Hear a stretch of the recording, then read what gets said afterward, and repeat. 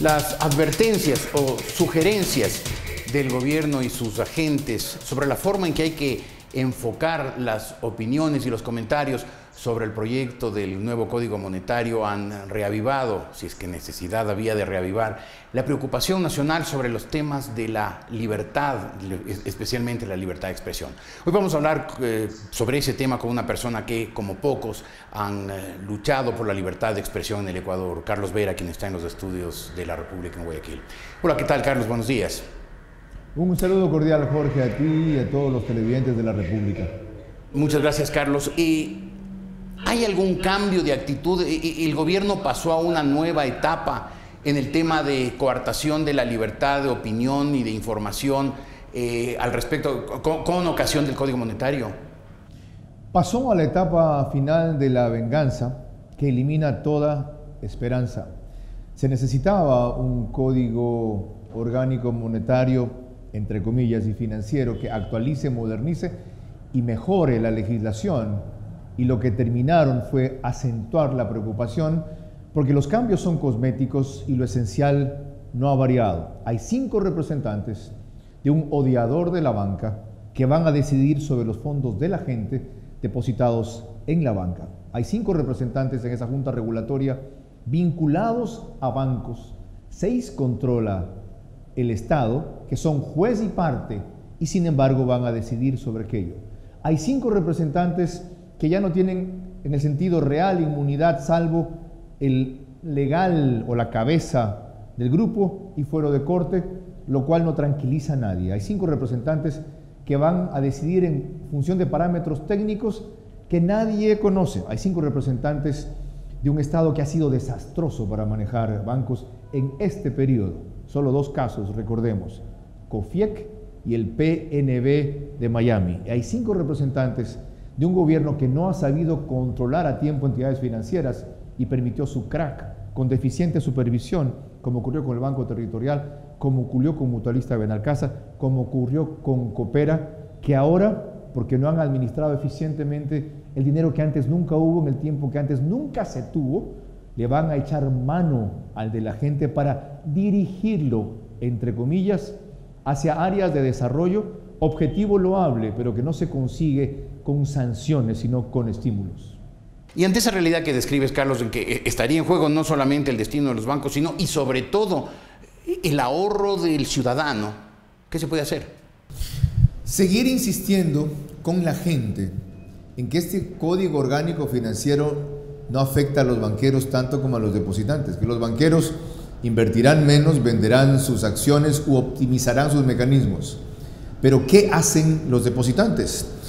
Y sobre todo en el riesgo que significa entregarle a alguien que tiene prejuicios, para decirlo suave, sobre el sector, el manejo del sector, sin que en esa junta reguladora hayan, por ejemplo, un representante de los trabajadores, de los sindicatos, sin que haya un representante del colegio de economistas, sin que haya un representante de los clientes, de los depositantes, 5 del mismo lado. Es decir, esta ley viene a reiterar lo que se ha hecho en otras del Ejecutivo. A cuenta de una necesidad sentida, se termina poniendo una horca peligrosa en unos sectores. ¿Cuán peligroso, Carlos? Yo creo que mucho según la calidad y el manejo de la regulación que haga esta gente de la Junta Monetaria en realidad, aunque moneda no tenemos, y más si se ve lo que fue la motivación de la ley. Se ha dicho que los comentarios son ideológicos, pero si la motivación es ideológica. Habla de pasar del Estado burgués al Estado socialista sin clases. ¿Para eso no elegimos este gobierno? ¿Para eso no elegimos esta junta? Eso es una utopía, para no llamarla como debe ser, una estupidez. Estamos hablando de peligroso. Cuando hablamos de peligroso, ¿de qué peligro hablamos concretamente para los depósitos de los ciudadanos, del pequeño ahorrista, del ciudadano común que tiene sus pocos dólares en el banco? Si la banca que ha quedado es la que sobrevivió el feriado bancario, no lo causó y se lo bancó con documentos como esos certificados que Pedro Delgado fue el que dispuso, el primo al cual consintió sabiendo que había sido parte del crack, el jefe de Estado. no habría mayor motivo para ese nivel de control unilateral y vertical. Pero si pensamos en que tenemos frente a la máxima autoridad de la República alguien con ese nivel de dogmatismo, que cree que todas las males del país fueron ocasionados por los banqueros y más recientemente por la prensa, ciertamente el peligro no es un invento. Pero, a ver, César Robalino, el presidente de la Asociación de Bancos Privados, dice que esto es una cuasi estatización de la banca. Economistas de izquierda como Pablo Dávalos dice que todo esto va a llevar en definitiva a un colapso de la dolarización y por lo tanto una desdolarización. De ese peligro hablamos de que un día los ahorristas ecuatorianos que están depositando sus pocos ahorros en dólares les den rumiñahuis, alfaros o correas. Yo no he dicho eso partiendo de las disposiciones del código, pero algunas abren la puerta para eso, que ya fue dejada entreabierta antes. Si van a acabar con la dolarización, nunca lo van a decir o admitir tan expresamente, pero la formación de ellos apunta en esa línea y la situación económica actual, porque no saben generar dólares en una economía dolarizada de la única vía que hay, atrayendo inversiones, multiplicando la producción petrolera, por ejemplo, que no han optimizado en los 5 primeros años, generando productividad, dando confianza. La única forma en que un régimen socialista, vertical, antidemocrático, totalitario sabe hacerlo es con la maquinita. Y lo que está atrás, subyacente de cada cosa que dicen y hacen, aunque la nieguen acto seguido, es eso. ¿Es llevar hacia la desdolarización? Con este código se llega o se llegaba a un nivel de convertibilidad, aunque no la llamen de esa manera y el artículo original haya tenido esa palabra, convertibles a. Es decir, las intenciones quedaron delatadas, los intentos fueron frustrados, pero el ánimo está latente. Están en un traje que les resulta demasiado estrecho por su ineptitud y por su dogmatismo. Y la intención original del código apuntaba en ese sentido y las actuaciones de la Junta Regulatoria, dada su extracción y su vinculación, 5 subalternos del jefe de Estado, interpretan ese pensamiento. Ahora, Carlos, vuelvo al comienzo. Yo hablaba de la libertad de expresión. El momento que los agentes del gobierno salen a recomendar cómo habría que tratar ese tema positivamente, no crear pánicos, pues es evidente que están avanzando hacia una nueva censura y que lo menos que uno puede pensar es qué quieren que no se diga, qué quieren que no se sepa y por eso hacen esas advertencias. El Cordicom no ha salido a recomendar, ha salido a prohibir e intimidar sin usar esas palabras y lo que quieren es que no se extrovierta la opinión pública mayoritaria, crítica de ese código y haya balance, entre comillas, 50%, 50% en un país que no está repartido en las opiniones en esa misma medida. Aparte de que dan cátedra de lo que es ética, ellos, 4 empleados del jefe de Estado hablando sobre la comunicación, alguno que nunca hizo ni siquiera un video familiar casero, otro que recibió órdenes del secretario de Información, un teórico que se ha pasado atacando a los medios de comunicación de toda la vida, y una señora que es la primera que advierte que esto podría estar incurso en el delito de pánico financiero. Ya se quisieran. Nadie ha hablado con esa irresponsabilidad. Hoy pretenden acallar la crítica a un instrumento peligroso y preocupante, avanzando en la línea de coartar lo único que no han logrado derrotar en estos 7 años, la libertad de muchos medios independientes. Pero el momento que hace el gobierno o los agentes del gobierno esa recomendación o ese avance en la censura, la gente lo menos que debe pensar es qué nos ocultan, qué quieren que no sepamos del código financiero. Sin embargo, vuelvo a lo mismo de siempre, ¿por qué la gente sigue tranquila, mansa, silenciosa y no hay ningún tipo ni de reacción por parte del ciudadano ni de unidad por parte de la clase política? Bueno, allí discrepo contigo, la hay y se la puede medir y se la puede palpar en una serie de manifestaciones, la más dramática de las cuales y la más palpable de las cuales es el triunfo de Mauricio Rodas en Quito. Llevaba 11 puntos de ventaja sobre Barrera. Muchos dicen que fue un voto contra el desastre de Barrera. Ni bien intervino Correa, se puso 22 puntos sobre Barrera. Ergo, el rechazo es también contra Correa. Hay un hartazgo de ese tipo de liderazgo, de ese tipo de exposiciones. Lo que la gente es sabia, Jorge. La gente no se va a lanzar a la piscina sin agua, la gente no se va a lanzar del avión sin paracaídas. La gente espera que los líderes opositores, porque todavía no hay oposición, asuman su responsabilidad y que haya un mínimo de convergencia que termine en unidad. En ese sentido, el próximo 25 de julio, en la sesión solemne que va a realizar Nebot en Guayaquil por los 479 años de fundación, habrán unas primeras señales muy importantes y alentadoras para el país.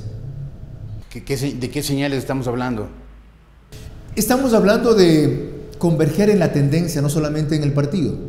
Por ejemplo, antes era usual ver a Carlos Falqués, alcalde social cristiano allí, era usual ver a Johnny Terán, alcalde social cristiano allí, era ver a Luis Fernando Torres, exalcalde social cristiano allí, a Cintia Viteri, Madera de Guerrero allí. Hoy verán una presencia mucho más amplia que coincide en un principio: democracia. Porque en la izquierda también hay democracia. La chilena lo fue en la Concertación. En la derecha también hay democracia. Y en el centro, sin duda, si no recuperamos principios democráticos, vamos a perder lo que nos han dejado de libertad en este país.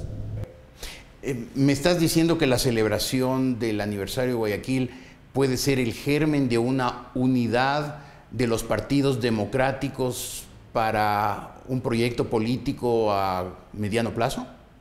Diciendo que Guayaquil y Nebot entendieron que su primera misión ya está cumplida: ser cabeza de playa. Que la democracia, la resistencia, la unidad y la rebeldía contagió otras instancias igualmente democráticas, y que es hora de compartir los retos que se vienen a futuro. De lo contrario, esto va a consolidarse como una franquicia de Venezuela. Hay tiempo hasta 1917 frente a un Estado que controla, un gobierno que controla el Estado tanto como lo controla este. 2017 es demasiado tarde. Yo diría que el camino comienza a allanarse ahora. Los obstáculos no se podrán sortear después. Es una gran equivocación creer que el fenómeno que referí, es de las elecciones seccionales en donde perdió el gobierno y los derrotamos los opositores, simplemente se va a reproducir por ósmosis el 2017. Son procesos distintos, son elecciones distintas. Vamos a confrontar a un individuo que con seguridad será candidato y controla todos los mecanismos del Estado y desnivela la cancha cuando hay elecciones. Eso solo se puede vencer con unidad. Y eso significa, además de poner intereses partidistas, personales, egos y vanidades. ¿Jaime Nebot piensa ser la cabeza de esa unidad? Yo no puedo hablar de lo que él piense. Yo puedo citar o referirme a lo que él hace. Y esto que veo que se viene es una gran señal de algo superior a ser la cabeza de algo. Es algo que quiere ser la llama de algo, encender el fuego, crear la chispa, alentar la esperanza. Pero mientras tanto, Carlos, el Código Monetario, las próximas leyes del trabajo, otras leyes, minas, aguas que están en trámite o han sido aprobadas recientemente, siguen consolidando un modelo cuya vigencia puede prolongarse demasiados años, como pasó, por ejemplo, con el peronismo en Argentina. El general Perón se fue, el general Perón se murió, y sin embargo el peronismo sigue gobernando y destruyendo la Argentina. Allí sí comparto tu preocupación. Por eso la unidad no debe ser un destino, sino ser un camino. Empezar ahora.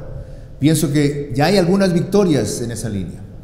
No se logró que la ley de suelos fuera por donde querían, mermando la autonomía municipal. No incluyeron en estas enmiendas aquello de eliminar la plusvalía, por ejemplo. Es decir, no hay que desalentarse por los pocos avances, sino por la solidez con que empiezan a darse. Si solo apuntamos de aquí a 3 años y no vemos que los bloqueos siguen en el presente, no vamos a llegar a esa meta. Y en todo este proceso de de unidad y de rescate de valores y principios. Carlos Vera, ¿qué papel quiere o piensa jugar? Renunciar a ser protagonista y aceptar el ser promotor. En la concentración que se denominó Protesta y Propuesta del 18 de febrero del 2010, tras la visera de la Carolina en Quito, fui de los primeros en esbozar un programa de unidad con 10 enunciados concretos y de proponer otros 10 en los cuales podíamos converger de inmediato. Yo voy a esmerarme en actualizar, dinamizar, compartir y enriquecer ese tipo de ideas que muchos tenemos para que se empiecen a dar coincidencias con resultados reales como tú exiges y la gente quiere, no solo con sueños posibles a futuro. Hemos hablado ya muchos años, este gobierno cumplió ya 7 años y medio, de que hay que rescatar los valores, los principios, por ejemplo la tolerancia, por ejemplo la libertad de opinión, por ejemplo la vigencia efectiva, real, auténtica de los derechos humanos. Y se habla de la unidad, pero no se ve nada, la unidad no existe, los líderes siguen, o quienes deberían ser líderes, siguen silenciosos, tímidos y escondidos. Y en la calle, salvo lo que mencionaste, la derrota grave sufrida por el gobierno el 23 de febrero, como que la gente no reacciona frente a leyes como esta del Código Bancario que podrían afectarle muy directa y quizás incluso prontamente. Tampoco así, Jorge. No coincido con tu lectura. Sí comparto tu inconformidad, pero no tu interpretación. Hubo unidad de Lasso con Nebot en la campaña presidencial. No fue bien manejada, ¿ya?, ni presentada de la mejor manera, pero hubo unidad. Hubo unidad del pueblo de Quito. Cuando vio que no se unían los candidatos de la tendencia opositora en uno solo, el pueblo de Quito se unió en el voto. Solo para citar 2 ejemplos. Unidad en mi provincia, Manabí. De 18 alcaldes del gobierno quedaron apenas en 8. Hubo unidad en mi ciudad, Bahía, la más correísta de Manabí. Todos no votaron por el candidato oficial que quedó cuarto. Ganó un alcalde socialista de Charapotó. Es decir, la gente le está dando señales y ejemplos a sus líderes y exigiéndole que enriquezcan el camino que emprendieron en vez de desistir por las dificultades que encontraron. En esa línea que hay que profundizar. ¿Y crees que lo del 25 de julio es un germen de esa unidad que hay que profundizar? Yo creo que es un avance. El germen ya estuvo en el 2011. Es muy difícil que 2 líderes fuertes con visiones coincidentes, pero en la misma plaza o el mismo mercado electoral, si quieres, o en la misma ciudad, en principio puedan hacer un engranaje perfecto. Yo creo que esas coincidencias o convergencias de una tendencia que sin duda comparten Lasso y Nebot, por ejemplo, debe ser fortalecida, incrementando la presencia de otros partidos, otras vertientes o líderes que tienen no solo la misma tendencia, sino el mismo pensamiento democrático. El otro día le oí decir con mucha pena a Luis Villasís del MPD, nosotros nos vamos a aliar solamente con nuestros aliados, nos vamos a unir solamente con nuestros aliados. Si esa izquierda sigue anquilosada en esos dogmas, le estáis haciendo el juego a la izquierda que la desprestigió, que es la que está en el poder. Yo creo que es tiempo de aprender esas lecciones y como tú me reclamabas a mí, mi función públicamente ahora, otras cámaras después, es comenzar a fortalecer aquello. Tengo un libro en proyecto que se llama La unidad, entre comillas, imposible. ¿El libro que estará pronto circulando? Noviembre debe estar justamente como inspiración, norte y aporte a todo este sendero. La unidad es sobrevivir o desaparecer.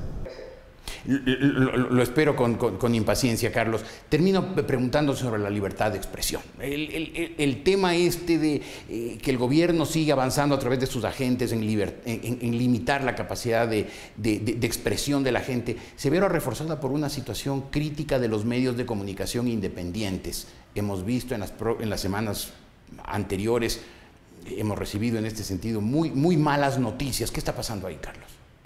Bueno, ahí hay algo que deplorar. Y es que Correa haya ratificado en Brasil que su enemigo principal no es la derecha, sino los medios de comunicación. Y hay algo que celebrar. El hecho de que esos pocos y fuertes medios independientes y periodistas honestos hayan vencido la represión, la difamación, el ataque, el sectarismo, la envidia, el denuesto, la calumnia en estos 7 años y sigan siendo todavía el principal obstáculo para la perennización de la tiranía.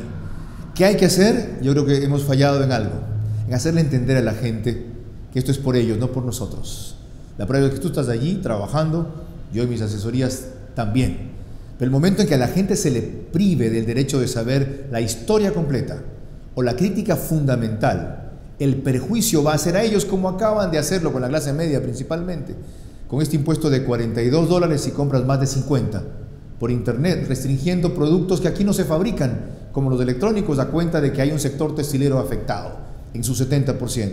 Entonces, regulen o limiten solamente el sector afectado y no hagan lo más fácil y torpe, prohibir, en vez de hacer lo más necesario y efectivo, estudiar. Te agradezco mucho por haber estado hoy en La República y espero tu libro con impaciencia y espero también esa unidad democrática que nos anuncias, en la cual yo soy bastante pesimista, pero tu optimismo pues me alienta. Gracias, Carlos. Saludos. Gracias igual.